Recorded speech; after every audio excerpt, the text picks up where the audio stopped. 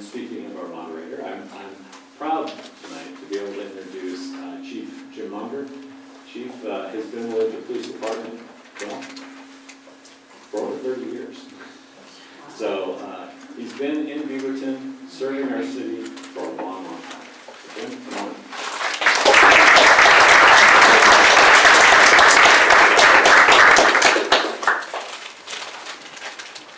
Thank you very much for being here.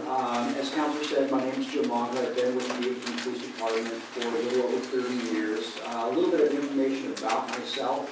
I was talking with the folks from the West Slope NAC, and they mentioned it's the NAC that nobody knows where it is. But I mentioned that I grew up on 83rd off Ernst. I went to Sylvan and West Sylvan, so I do know that neighborhood very well. My wife and I, we've both been married for about 30 years. I've actually been with the police department longer than I've been married to my wife, so I have one marriage than my wife. We have two boys, 26 and 24, and we intentionally moved into Beaverton for the neighborhood, for the schools. My boys went to Second Mountain, went to Highland Park, and then also went to Beaverton High School, so I'm very familiar with the Beaverton area. I've done a lot of jobs within the Beaverton Police Department, from being a patrol officer, traffic officer, sergeant, lieutenant captain, and now the interim chief. So I call Beaverton home just in the same way that we do, and I'm very pleased to be here tonight. Tonight I want to talk about the ballot measure that we have, and I want to talk a little bit about the history of how we got here tonight, talk about the structure over on Griffith Drive, talk about the type of structure that we need. I'll talk about the ballot measure that did not pass in 2014. And then I'll talk about what needs to be in this new facility. We'll talk about the location. We'll talk about the cost, because all of these things are really important. And then when I wrap up at the very end, there's opportunity for any questions that you have. We'll have a panel come up that you can ask those folks too. So let's see if this actually works, because last time this didn't work very well. There we go. So the reason we're here is to talk about the ballot measure 34250. And it's designated to build a new public safety center here in Beaverton. I want to talk a little bit about the history. So back in 1986, the Beaverton Police Department, the City Hall, moved from the Beaverton Municipal Building over to Griffith Drive. And where the Beaverton Municipal Building used to be, for those of you that don't remember, is where the library is right now. Matter of fact, that beautiful tree at the front of the library, that used to be in the back lot where the patrol cars used to be. So the city saved that tree, and it's a little bit of a landmark. So the police department and City Hall, we moved over to the Griffith Building in 1986, over 30 years ago, and this was supposed to be a temporary location for us. And now 30 years later, we're still there. It was supposed to be a 10-year period at most. We've outlived that by quite a bit. In 2014, we had plans to remodel the Griffith Building for a public safety center. And we went to the voters, and we came really close to passing that. In hindsight, it's a blessing in disguise that it did not pass, because after we lost the election in 2014, several months later we got information from FEMA. And FEMA let us know that they had raised the floodplain level. And at Griffith Drive, we would have to pour concrete, the image on the right, an additional 16 inches on the ground level to raise it up above the floodplain to get it up above the FEMA standard. And we realized that wouldn't have worked. And the reason I say it's a blessing in disguise that it didn't pass is that we had plans to move out of that building, have it renovated, and then move back. By the time we had heard from FEMA, we would have been in the process of moving out of finding another location. So it's actually a good thing that it didn't pass. Some things that have happened since then also is an article from the New Yorker as far as the Cascadia subduction fault zone. And I think that people's safety, people are thinking about that. And so the time more and more is a good time to continue and go back to the voters for a new public safety center building. So things about Griffith and what we're dealing with right now and the reason that that building doesn't work. It was originally built to be just an office building, the type of building that multiple businesses would be located out of, shared bathroom, shared elevator, and things like that. It was never meant to be a public safety center. This image here is from our municipal court where we walk inmates from our holding cell down a public corridor to get into the courthouse. On the right side of the picture is the restrooms. On the left side is where people will come and pay tickets. Hard to see, but that person kind of leaning back, he's actually making way for these inmates to go to get in down the hall and get into the courthouse. Like I said, it was never designed to be a public safety center or a municipal court building.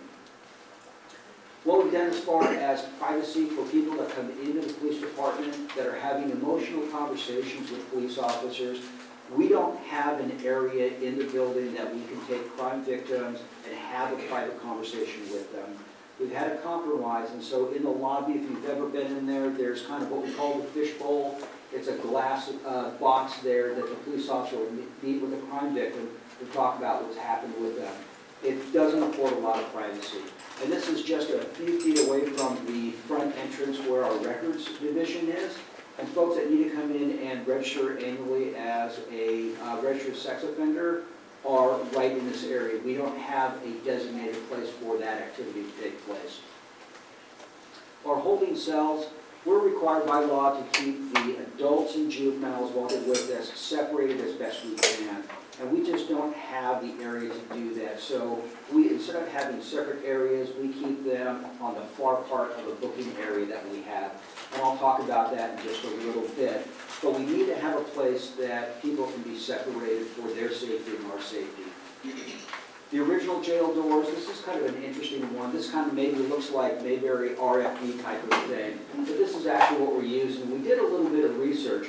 And we found out that the two jail doors that we have, we knew that they came from the building here, the Beaverton Municipal Building, and that was built in 1955, so we knew it at least came from the 50s. We did a little bit more research.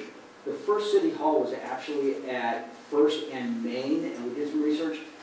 These jail doors came from that building from the 30s into the building here in the 50s. We moved it in the 80s over to the Griffith Drive building, and we're still using them. That's the technology that we're using. They're jail doors, they work, but it's not the most efficient and modern type of holding cell that we could or should have. This is our report writing room, and in this particular area is a location where you can see the computers right next to each other and the telephone. This is where the police officers will come in, they'll write the reports. It's also the same area that we literally will walk someone who's been arrested through this area to get to the holding cells, where we take their photograph. It's also the same area that we process evidence on a counter there. All of those things are crammed into the one location. And I had mentioned the adults and the juveniles. On the far back side in the left corner, that's a little closet kind of storage area that we converted into a holding area for the juveniles. It's not what it should be, but we did our best to make that area separated. It's not really up to current standards. This is our our property and evidence facility.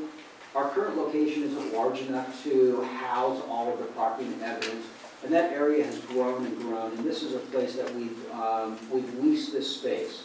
And one thing with the property and the evidence is that it's not like a warehouse where property comes in and then the case is dismissed and then we're able to get rid of it, so it's the same volume of material.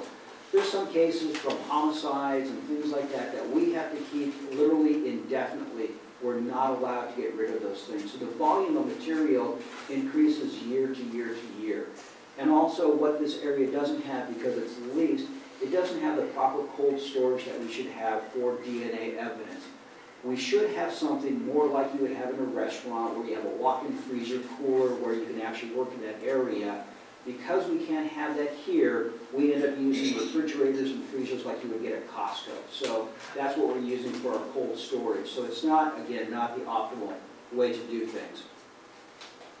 We took a look at some other locations because, as I said, I've worked out of this building for 30 years, and this is really all that I've known and all that our police officers know. And we went to other areas to see, and other departments to see what they would have so we could get some good comparisons as far as what our department really should have.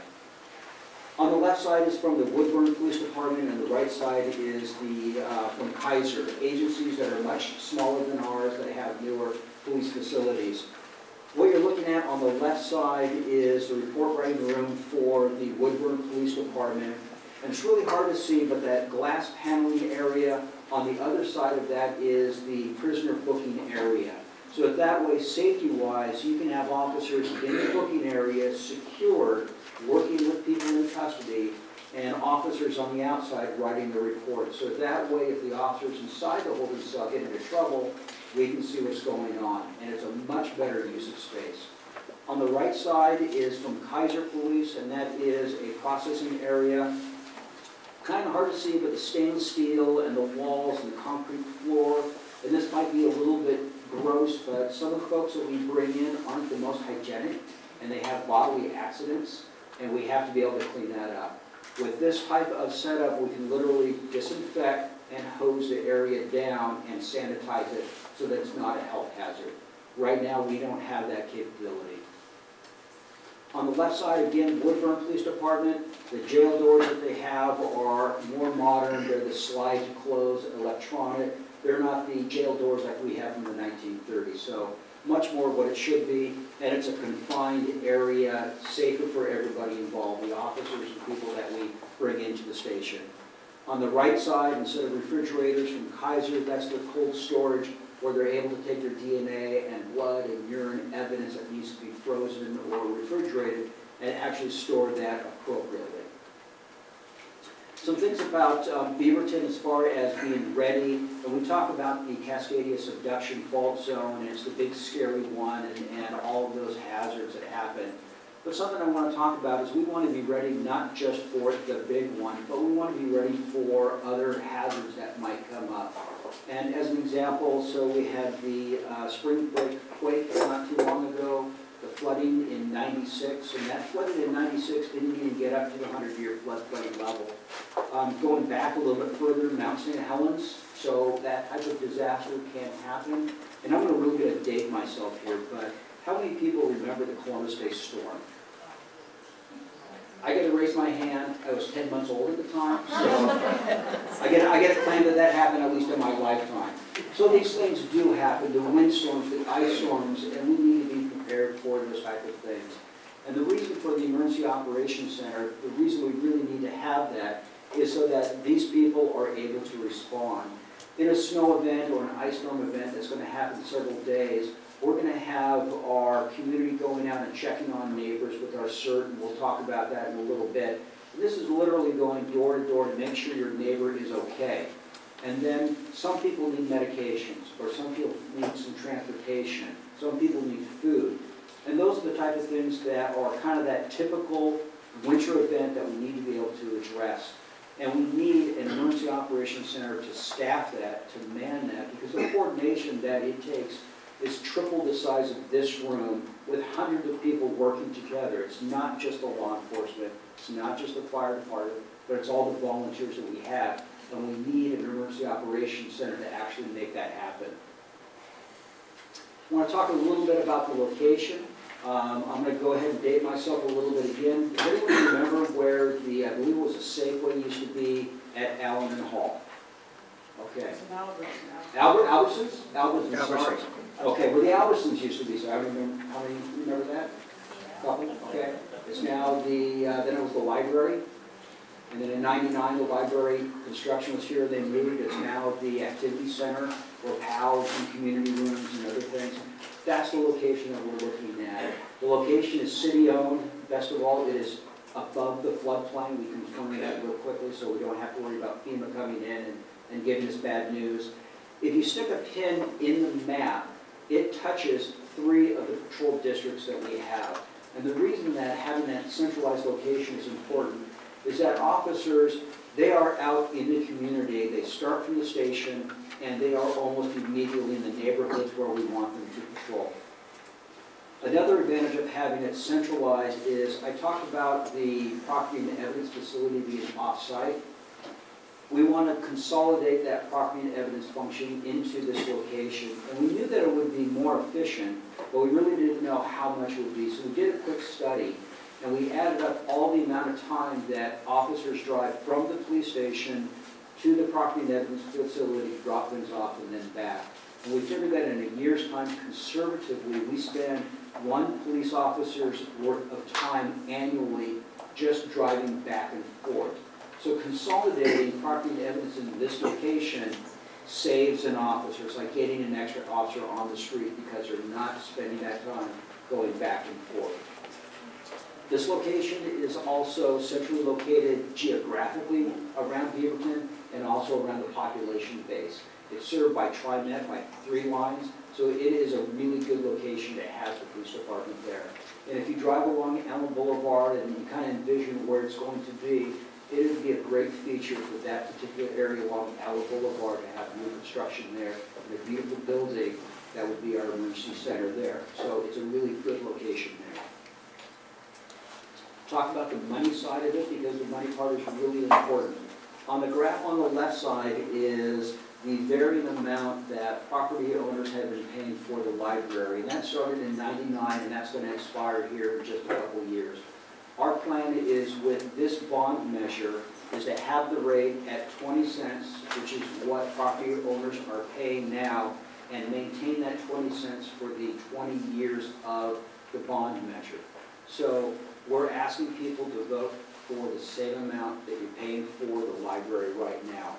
There's no expectation that the tax rate is going to increase. It's a flat line, and we want to keep it that way. It was really important for us when we took a look at the comparison of 2014 and 2016 that we established that level line there and kind of hold the line there. On the size of the building, we took a real close look at the Griffith building, and we had to ask ourselves what really needs to be in a public safety center. We knew it needed to be police, emergency management, and an emergency operations center. But we realized that the city was going to maintain ownership of the Griffith Drive, so the municipal court is going to stay at that location.